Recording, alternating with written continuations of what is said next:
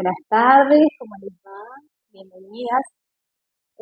Bueno, hoy vamos a tener la tercera charla en el contexto de esta exposición, Las Damas primeras que hemos inaugurado hace muy poco tiempo, casi menos de un mes, y que van a ser una serie de charlas que van a durar hasta mediados del mes de mayo, que vamos a trabajar sobre figuras particulares de primeras damas de distintos presidentes, ¿no? Como por ejemplo hoy que vamos a hablar de Silvia Martorell, y por otro lado vamos a hablar de procesos, como hablamos en la primera charla con la especialista chilena y como hablaremos la última charla con la especialista mexicana sobre las primeras damas en México y en Chile. Hoy Adrián entonces nos trajo un título muy interesante, ¿no? La esposa del hombre del misterio, que quiero revelar de qué se tratará esta charla, sabiendo que Silvia era una artista plástica, que era egresada de la Escuela Prilidiano Pueyrredón, y que lo conoció a Ilia en Cruz del Eje, donde él trabajaba como médico, y que ellos se conocen en el 1929, él viaja, tiene un viaje a Europa que le había donado un paciente al cual le había salvado la vida, luego vuelve de ese viaje y empieza a tener una relación más cercana con Silvia hasta que se casan en 1939. Ella empieza a militar en la Unión Cívica Radical, justamente su trabajo se radicó en Cruz del Eje y allí, estando como en su rol de primera dama, también hizo muchas actividades de beneficencia, de la misma manera que habíamos hablado en las otras charlas, ¿no? Estas mujeres que han tenido entre sus roles el rol protocolar por un lado y el rol de estos trabajos de beneficencia, ¿no? Que ahora le preguntaremos a Adrián qué es lo que piensa de estos roles, de si realmente las mujeres tendrían que ocupar estos lugares, las primeras damas me refiero, ¿no?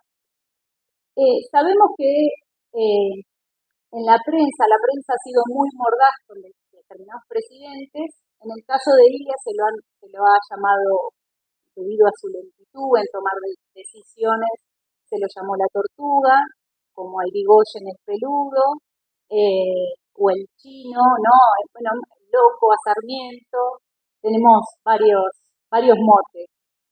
En el caso de Ilia, él se caracterizó por ser muy paciente en sus decisiones, pero sabemos que su presidencia, que comienza en 1963 y termina casi, ¿no?, pasando los 2 años por un golpe militar, estuvo signado por un proceso político bastante álgido, pero así todo hay leyes como la 16.559, ¿no?, la del salario mínimo vital y móvil, o eh, otras leyes, o incluso la modificación del Código Civil sobre el enriquecimiento ilícito de los políticos, o la inversión que hace en educación, ciencia y tecnología, que fue una de las más altas, ¿no? Y la campaña fuerte de alfabetización que hizo, digo, ha tomado decisiones que han cambiado el rumbo social y político del territorio, pero a pesar de eso la situación política ha sido compleja y eso ha devenido en este golpe de 1966. No me voy a meter en política porque la idea es poder hablar de este rol, de estas mujeres que estuvieron en ese lugar, que en algunos primeros periodos fueron mujeres que se dedicaron a su familia, como el de Juana, el de Dolores Costa, y que poco a poco ingresan a la vida protocolar y que trabajan en estas actividades de beneficencia, y que luego más adelante se van a meter en política, y que muchas de ellas fueron artistas, en el caso de Silvia Martorell, por ejemplo, y que bueno, si bien protocolarmente, como hablamos en la inauguración, estas mujeres cumplen un rol. Legalmente no hay una ley orgánica que determine cómo se debe comportar una primera dama, por lo menos en Argentina. Sí en Panamá, sí en Colombia, pero no aquí. Hubo hace muy poco un proyecto de ley, pero finalmente no llegó a buen puerto. Entonces no se terminó de resolver, que era una ley bastante interesante porque quería quitar el rol obligatorio que tienen las primeras damas y que no tuvieran que dejar sus proyectos personales para atender este rol protocolar. Así que, bueno, Adrián, te doy la palabra y arranco con esta pregunta, a ver qué te parece. ¿Vos qué pensás del rol de las primeras damas? Bueno, primero, muchas gracias, Cristina, por la invitación. Yo creo que las mujeres, como vos bien dijiste, no tenían un rol determinado, las primeras damas, y yo creo que muchas entraron a los codazos. Entraron a los codazos, el caso más paradigmático es el de Eva Perón, que no tenía una función determinada y ella creó la fundación. Antes hubo mujeres, esposas de presidentes, que sí tuvieron algún tipo de rol. Por ejemplo, Ana Bernal, la esposa del presidente Justo, por ejemplo, fue la que inauguró el Hotel Chau Chau. Y yo creo que, como vos bien dijiste, no está bien reglamentada. Yo creo que entraron los codazos y medio como que se las arreglaron para ver qué lugar podían ocupar dentro de ese universo machista que era gobierno, que era la política. En el caso de Silvia Martorell, Silvia Elvira Martorell, ella nace en Córdoba el 19 de noviembre de 1916, de una familia de muy buena posición económica y muy culta. Ella era la mayor de tres mujeres. Las tres, antes de los 12 años, ya habían leído los clásicos. En la casa solo se hablaba de literatura, de filosofía, de música. Y era una mujer muy, muy preparada. Y en momentos, en tiempos en que la mujer se la educaba para ser esposa, para ser ama de casa, para atender al marido, Silvia Martorell es un ejemplo de esa mujer independiente, luchadora y de mucho carácter. Un carácter que heredó de la mamá, que era de ascendencia austríaca, que se llamaba María Mercedes Caswelder. El papá era Arturo Martorell, era ingeniero civil, se dedicaba a obras de salubridad, en obras sanitarias. Por eso ella al año, a los 2 años de edad, con la familia se mudan a Buenos Aires, viven en Barracas, viven en La Boca, viven en Palermo. Silvia Martorell a los 14 años ya sabía jugar al tenis, hacía equitación, saltaba y manejaba. A los 14 años ya manejaba. O sea que rompía un poco, ahora parece algo ridículo decir que una chica de 14 años maneja, pero en aquella época era todo casi un escándalo. Como vos bien dijiste, ella ingresó a la Escuela Nacional de Bellas Artes porque tenía mucha facilidad para la pintura. Y se recibe de profesora de dibujo en el año 1936. Ella iba a Córdoba en el verano, porque vivían en Capital Federal. Y tal vez para seguir hablando de ella, hacemos un punto y aparte, hablamos 2 minutos de Arturo Illia. ¿Qué pasaba con Arturo Illia? Arturo Illia había nacido en Pergamino en el año 1900, había hecho la escuela primaria en Pergamino y la secundaria fue como pupilo en el Colegio Salesiano Pío IX en Almagro. Después entra en la UBA, se recibe de médico, hace la residencia en el Hospital San Juan de Dios de La Plata y en el año 1928 tiene una entrevista con Hipólito Yrigoyen, entonces presidente. Hipólito Yrigoyen le propone, ¿por qué no es médico del ferrocarril? Y así fue como Arturo Illia, vestido muy pobremente porque siempre su característica en toda su vida era que vivía con una mano atrás y otra adelante, llegó con su único traje, con su valija de cartón, con su sombrero de ala ancha a Cruz del Eje y fue médico de ferrocarril. Pero hasta el 6 de septiembre de 1930, con el golpe de Uriburu, quedó sin trabajo. Y cuando se iba a ir, los mismos vecinos de Cruz del Eje le propusieron quedarse porque en el pueblo no había médico. Cuando Ilia va a Cruz del Eje, Silvia era chiquita, pero Ilia ya atendía a un tío que era bodeguero de ahí. Obviamente Ilia se hizo amigo de todo el mundo. Como vos bien también lo señalaste, atendía a un dinamarqués que se enfermó muy gravemente. Hansen se llamaba. Hansen, él iba todos los días a bañarlo para bajarle la temperatura. Y Hansen le dijo, si me salvás, yo te regalo un viaje a Dinamarca. Lo salvó y en el año 33-34 hizo un viaje de un mes a Europa, Ilia, la única vez que Ilia se iría del país. Él viaja a Dinamarca, está en Copenhague, él solía andar en bicicleta y medio como que se hace amigo de la gente y todos los días le bicicleteaba con un hombre que medio hablaban en francés, hasta que le dicen, ¿sabes con quién estás andando en bicicleta? ¿Con quién? Con el rey Cristian X, que iba en bicicleta. Este viaje de Ilia es muy importante. ¿Por qué? Porque conoce los manejos totalitarios de Alemania e Italia de los medios de comunicación. Y eso a él le quedó grabado en su presidencia. Por eso lo que vos decías, que lo acusaban de tortuga, que lo acusaban Emilio Gibaja, que era su secretario de Información Pública, yo hablé con él y le decían, presidente, conteste las acusaciones. Y él no quería hacer ningún tipo de manipulación con los medios de comunicación. Cuando vuelve de ese viaje de Europa, se pone de novio con Silvia.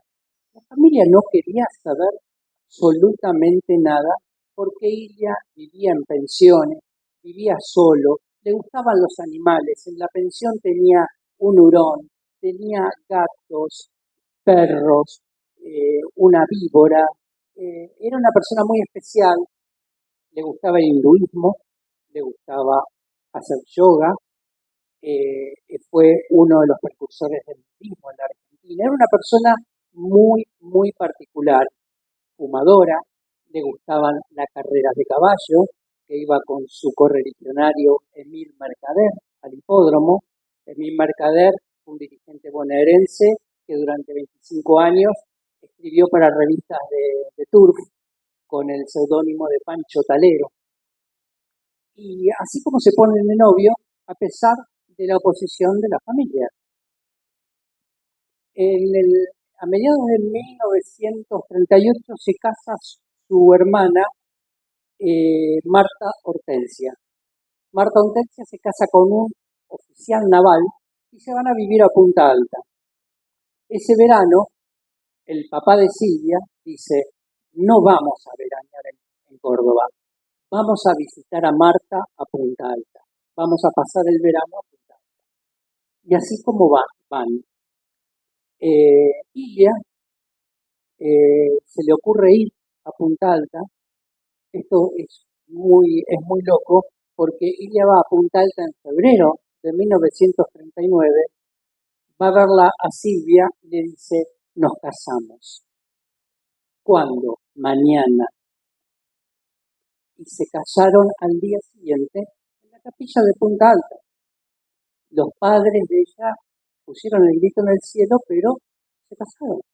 De un día para otro. Por eso Ilia y Martorell, que eran de Córdoba, se casaron en Punta Alta, en Puerto Belgrano. Digo, mientras me contás esto, yo pienso en Regina Pacini, ¿no? Y Marcelo Claro. Alvear, que la estuvo persiguiendo 8 años para que se casaran. Tal cual. Y bueno, lo termina logrando. Pero en ese caso, Marcelo le había pedido a Regina que dejara su vida artística. Sí. ¿Qué pasa con Silvia? ¿Este pedido está de parte de No, Arturo? no, eran gente muy independiente.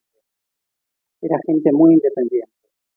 Yo le pregunté a Emma, la hija de Silvia, si guardan pinturas de la mamá, porque pintaba muy bien. Y dicen que alguna tal vez quede en la casa de Cruz del Eje, pero ella a medida que va cumpliendo las etapas, va dejando cosas de lado. No se dedica al dibujo, se dedica a su familia. Viven en lugares, en lugares muy modestos. Y en el año 36 fue senador provincial por Cruz del Eje. En el 40 fue vicegobernador con Santiago del Castillo. Santiago del Castillo también es una personalidad bárbara porque Santiago del Castillo fue gobernador, después fue candidato a vicepresidente con Balbín en el 58, y cuando fue la Revolución Cubana se maravilla con la Revolución Cubana y con la esposa se van a Cuba y se fotografían con Che Guevara. Esto casi lo desafía en el partido. La esposa del Castillo está desaparecida, porque después ella militó en Montoneros y en el 77 la secuestraron, la esposa del Castillo.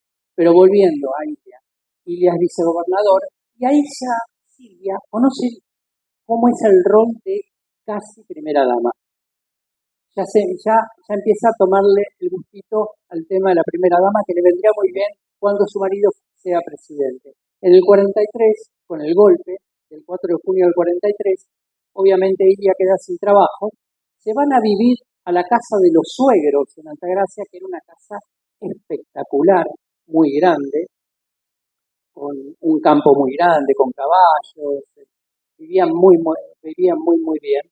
Ilia iba a Córdoba toda la semana porque hacía la especialidad de ginecología y obstetricia. Y ella se quedaba con los hijos en Altagracia. La vida continúa, tienen 3 hijos, Emma, Martín, a Martín Ilia le quiso poner Franklin con Roosevelt, no se lo permitieron en el registro civil, y Leandro Hipólito, el tercero.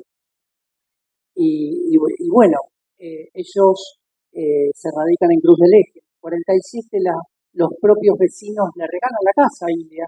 Cada uno de los vecinos ponen un peso y le regalan la casa a la calle Avellaneda 181. Que es museo, que es museo desde el año 2003. Es museo. Es una casa que primero vivían en el consultorio que tenían en otro lado. Después lo mudan porque ella siempre vivía muy modesta, nunca fue un hombre de dinero. Cuando, bueno, también pensando no solamente en la austeridad que él promovía y bregaba, también él obtiene un premio, el premio Mahatma Gandhi a la paz, tal ¿verdad? cual, sí, Digo, era, más allá de ser austero, era un hombre que profesaba, bueno, vos mismo dijiste que era budista, sí, además de budista, pero me quedó. Sí, era una persona, es más, los hijos le decían, vos pareces más un predicador de la paz, vos cuando saludas a la gente, saludás como saluda el Papa. Y volviendo a Silvia, a medida que van cumpliendo las etapas, em, eh, Arturo Ilia es presidente del comité de la UCR en 1946 de Cruz del Eje, y ella se encarga, ella se hace cargo del comité, afiliaciones, campañas de beneficencia, se mete bien en el partido y deja lo que venía haciendo antes. El esposo en el 48 es elegido diputado nacional hasta el 52. El esposo se viene a vivir acá a Buenos Aires, ella se queda en Cruz del Eje, trabajando con los hijos. Es decir, eran más o menos parece moderna, ¿no? sí, Para la época. muy moderna para la época y, insisto, una mujer de mucho carácter. Ahora que me decís esto, pienso, ¿cómo era Arturo con su familia? Arturo era una persona que estaba poco con la familia. Era una persona callada, reservada. Por eso, cuando yo le puse el nombre a esta charla, el nombre del misterio, era porque a veces ni los hijos sabían qué era lo que pensaba. Hablaba poco, no se hablaba de política, se hablaba de temas de filosofía, se hablaba de música, se hablaba de historia, pero no se hablaba de, de, de política. Era un gran lector. Todos los días a las 3 de la mañana estaba la luz de su habitación encendida. Leía, y en su habitación Ilia tenía una mesita con un tablero de ajedrez, porque le gustaba mucho el ajedrez, y reproducía distintas jugadas de los grandes jugadores y las analizaba. Le gustaba mucho el ajedrez. Cuando es electo presidente, a Silvia le toca ir a la Quinta de Olivos a ponerlo en condiciones, porque estaba muy venida menos. La vajilla, las alfombras manchadas, los muebles rotos, y más o menos la puso en condiciones. Ella vivió en la Quinta de Olivos. Ilia de lunes a viernes vivía en la Casa Rosada, vivía acá, dormía acá. O sea, seguimos manteniendo una vida independiente. Y ahí es cuando Silvia deja lo que estaba haciendo y arma una comisión para la niñez en la Quinta de Olivos. Arma un pequeño zoológico y hace venir todos los días, había visitas de chicos carenciados, de chicos de escasos recursos, que les armaba actividades en la Quinta de Olivos. No fue la primera, por ejemplo, Agustín P. Justo, que no sabía qué hacer con la Quinta de Olivos, armó una colonia de vacaciones. Entonces armaba 2 turnos, a la mañana y a la tarde, y lo llenaba de chicos. Vivían así, vivían separados, juntos, y ella descolló con 3 grandes visitas que vinieron a la Argentina. En el 64 vino Charles de Gaulle en una visita por Latinoamérica. Ella lo acompañó a Charles de Gaulle y a la esposa. Al año siguiente vino el Shah de Irán, Reza Pahlaví, que vino ya por negocios petroleros. Ella también la acompañó, usó ese vestido que vemos que está ahí atrás. Y en el año 66 recibió a Jacqueline Kennedy. Jacqueline Kennedy vino en abril del 66 a la Argentina con los hijos. Se habían matado al marido, John Fitzgerald. El marido, cuando se recibió de abogado en Harvard, tuvo un año sabático donde hizo un viaje por Latinoamérica. Y en Argentina paró en Ascochinga, en la estancia de los Cárcano, a los que había conocido en Europa en el año 1939 cuando asumió el Papa Pío II. Y se hizo muy amigo de los Cárcano, y se hizo muy amigo de la hija de los Cárcano, Estela Cárcano. Y él vino en 1940, fue a Ascochinga. Y cuando vino Jacqueline Kennedy, fue a comer con los Ilia en Olivos y le dijo: yo traje a mis hijos al país donde mi esposo fue verdaderamente feliz. Y estuvo una semana en la Cochinga, en la misma estancia que los Cárcano, alejado de los periodistas. Los periodistas, por supuesto, habían armado campamentos en la tranquera de entrada del campo, nunca la pudieron ver. Ella estuvo una semana tranquila, disfrutando del lugar que había disfrutado su marido 25 años atrás. Sufrió la muerte de su hermana, la que vivía en Punta Alta, porque el esposo era un marino que en un viaje a Estados Unidos, en un accidente de aviación en Brasil, se mataron. Ella tenía un lunar en la espalda que no le dio bolilla. Ese lunar le empezó a sangrar y de pronto le encontraron un tumor en la base del cráneo. En el 66 decidieron mandarla a Houston a atenderla. Se dice por ahí que Ilia vendió el auto para poder pagar el viaje. Mentira, fueron los amigos quienes le ayudaron a pagar el viaje. Pero claro, cuando llegó a Estados Unidos ya era demasiado tarde.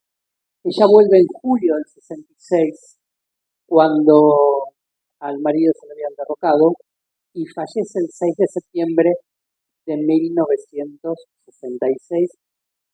Le faltaban 2 meses para cumplir 50 años. Era una mujer muy, muy joven. Y ella a su hija Emma le dejó como unas pequeñas máximas que decía: si te gusta hacerlo, hacelo; si te hace feliz, hacelo; y sé vos misma. Eso es más o menos un retrato de, la verdad que cuesta reconstruir la vida de las primeras damas, porque el título primera dama es muy grande, pero estamos hablando de gente que siempre quedó relegada u opacada por el marido, no por el presidente. Por eso yo dije al comienzo que la mayoría de las mujeres debieron hacerse lugar casi a codazos. Bueno, Adrián, yo a todo esto no te presenté, así que voy a dar tu breve bio para antes de pasar a las preguntas. Adrián Piñatelli es periodista egresado de la Universidad Nacional de La Plata, fue secretario de redacción en la revista Redacción, productor periodístico en las radios Mitre, 10 y del Plata, integró un equipo de investigación periodística en Telefe, dirigió una consultora de comunicación y fue subsecretario de prensa de la UBA. Hace 6 años escribe notas de historia en Infobae y tiene trabajos publicados en diversos medios como Perfil, Ámbito Financiero y la revista Todo es Historia. Es autor de 4 libros: Balbín, el presidente postergado; Rugeirito, política y negocios sucios en la Avellaneda violenta de 1920 y 1930; El traidor, la historia del único militar argentino destituido por espionaje; El espía, Juan Domingo Perón, la operación de espionaje de Perón en Chile. Tiene premios de la Academia Nacional de Periodismo, ADEPA, y de la Asociación de Editores de Revistas. Emilio Guaje, secretario de Cultura, tuvo el rol de la... Ah, no, perdón. Perdón, No, sigo leyendo otras cosas. Acá yo traje, porque hablando de lo de Ilia y su relación con los medios de comunicación, la verdad que acá yo traje un ejemplar de la revista Primera Plana de octubre de 1965. Ella es Silvia, la esposa de Ilia. Tenemos una foto allí atrás también, si después la quieren ver. Y lo que hicieron acá avergüenza a los que hacemos periodismo. ¿Por qué? Porque la mujer le da una entrevista a Tomás Eloy Martínez, que tantas cosas buenas ha escrito, y la quisieron presentar a la mujer como una mujer bruta del interior, ignorante. Y le hicieron una entrevista y la transcribieron la entrevista tal cual ella hablaba. Entonces le ponía: vio, no le parece, haciéndola parecer como que era una mujer ignorante. Y hasta se burlaron de lo regordeta que era. Acá ya le estaban inyectando corticoides por el cáncer que tenía. Era una mujer muy linda, delgada, que le sobraban los pretendientes. Por eso los padres no entendieron cómo se pudo casar con Ilia. Le sobraban pretendientes de mucho dinero, de muy buena posición económica. Y por eso yo quise traer esto, porque estas son cosas que no se hacen, ¿no? Y bueno. Bueno, eso lo sabemos, ¿no? Perdón, estás de ese lado también, ¿no? Pero el periodismo es un arma de doble filo, ¿no? Es un arma de doble Digo, filo. yo pienso en Sarmiento porque inevitablemente siempre pienso en Sarmiento. Claro, Sarmiento se peleó muchísimo con la prensa, ¿no? sí. Nunca dejó de contestar una nota donde a él se lo enfuriaba. Claro, ¿no? Ilia era completamente el caso Todo lo contrario. todo lo contrario. Todo lo contrario, no quería contestar ni hacer nada. Y sin embargo, su trabajo en su periodo presidencial fue, como dije al principio, ¿no? Fue Un trabajo brillante. muy bueno, ¿no? Fue Bajó la brillante. inflación, bajó la deuda externa, 25% del presupuesto en educación, ciencia y tecnología, es la campaña de alfabetismo, un ¿no? crecimiento del 10-12% anual,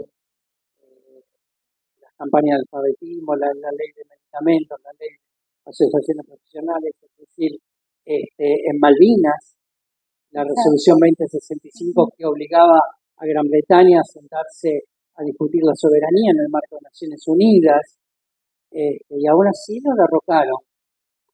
Aún así lo derrocaron, y uno de los que lo derrocaron, Berlinguer, la esposa se estuvo por separar. Cuando se enteró de que su esposo había intervenido en el golpe contra Ilia, se quería separar del marido, por la barbaridad que había hecho.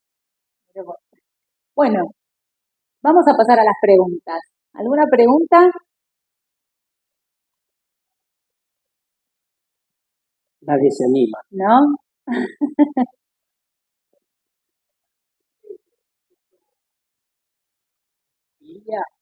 Ilia en el 62 derrocan a Frondizi.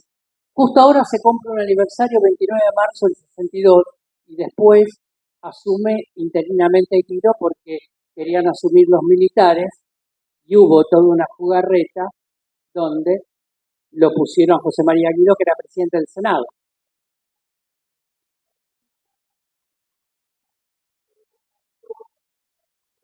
Claro, tal cual. Muy bien, sí, claro, porque contemos una pequeña historia. Cuando Frondizi todavía era radical, en la década del 50, él escribió un libro muy interesante que era Petróleo y Política, y cuando fue presidente hizo enteramente lo contrario a lo que decía en el libro. O sea, hizo una privatización de la explotación petrolífera en Argentina. Lo que hizo Ilia fue lo contrario, echó por tierra los contratos petroleros. Eso fue una de las causas de su derrocamiento, con el tema también de las licencias de medicamentos con los laboratorios extranjeros. Fue demasiado para él, es demasiado para cualquier gobierno. Laboratorios, claro. Los laboratorios muy importantes. Y había asumido con el 25% de los votos. Eh, Era una posición bastante endeble. En momentos en que había colegio electoral, no era elección indirecta. Oscar Allende quería ser el presidente, y fue la democracia cristiana la primera que se pronunció para darle los votos a Ilia, lo que volcó a que Ilia fuera presidente. Si no, tal vez otro hubiese sido el cantante. Vos dijiste que su viaje a Dinamarca cambia radicalmente su cabeza, supongo, ¿no? Entonces, ¿dónde vos ves reflejada lo que él vive en ese viaje, ¿no? El único viaje al exterior que tiene. Yo lo veo en lo que conté del manejo de los medios de comunicación, eso fue fundamental en su vida. Sí, en su vida. Él aparte, leía muchísimo, tiene una formación filosófica muy importante, le gustaba mucho Kant. Esa decisión de mantenerse en silencio con la prensa fue buena para él, al fin y al cabo. No fue buena porque vos provocás que en la ciudadanía una construcción de una idea equivocada, de una persona lenta, de una persona indecisa, de una persona que no toma decisiones, que sin embargo trabajaba, pero trabajaba en silencio pensando que mostrando obras, no iba a pasar nada. Ese es el tema. Es parte de la personalidad de él. Él me lo volvía a contar la hija Emma, que lo veía como demasiado pacifista, demasiado como símbolo de la paz, que lo terminaban pasando por arriba. No solo la oposición, no solo los militares, no solo los gremialistas que después estuvieron de saco y corbata en la asunción de General Onganía, sino también de su propio partido. Ricardo Balbín, que era el presidente del Comité Nacional de la UCR, iba a la Casa Rosada a pedirle acción, a pedirle que moviera, porque aún mismo dentro del partido tenían esa idea de que iba muy lento, pero el hombre iba a trabajar. Lo que pasa es que no lo contaba. Y si vos no lo contás, nunca lo hiciste. Sí, sí, ya va, era,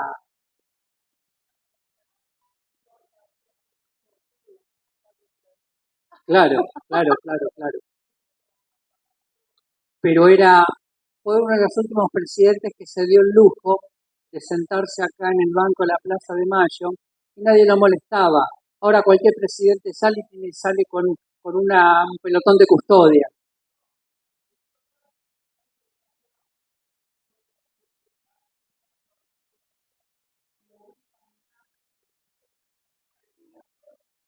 La, el, el- la mañana que lo echaron de la Casa Rosada, la mañana que lo echaron de la Casa Rosada en medio de un tumulto de gente, él sale a la vereda, obviamente descarta el auto oficial y colgado de un poste de luz había un nene llorando que era el que le vendía el diario todos los días, porque él venía caminando Ilia y le compraba el diario.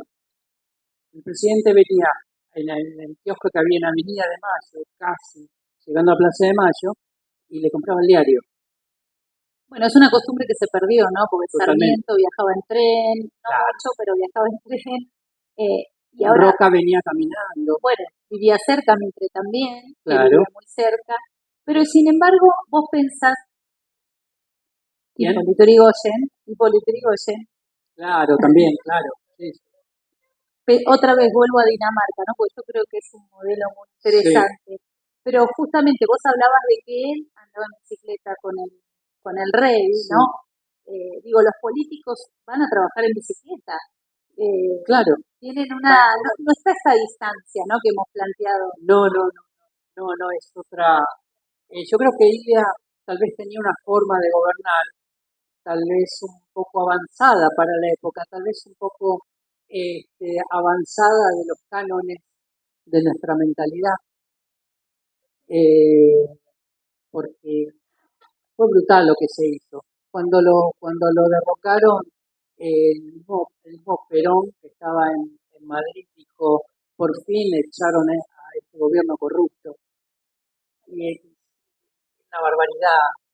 Entonces, yo creo que pasamos la vida desaprovechando oportunidades. Y, y lamentablemente los políticos hablan de crisis. Yo creo que cuando se habla mucho tiempo de crisis, no es una crisis, hay una decadencia. Gracias, Adrián. Muchísimas gracias a ustedes por acompañarnos.